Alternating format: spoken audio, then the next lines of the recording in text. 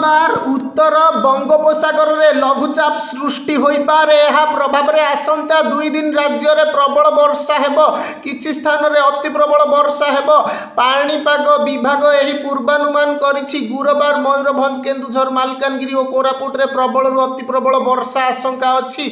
एही 4 जिला को ऑरेंज वार्निंग दिया जाइछि। सुंदरगढ़, देवगढ़, बालेश्वर, भद्रक, केन्द्रापड़ा, जाजपुर, ढेंकानाल और अनुगुल रे मध्य प्रबल वर्षा होई पारे। उपकूल ओडिशा और दक्षिण ओडिशार गोटे बा 2टी स्थान में घड़घड़ी सह वर्षा संभावना अछि। शुक्रवार मयूरभंज और केन्दुझर रे अति भीषण वर्षा होई पारे।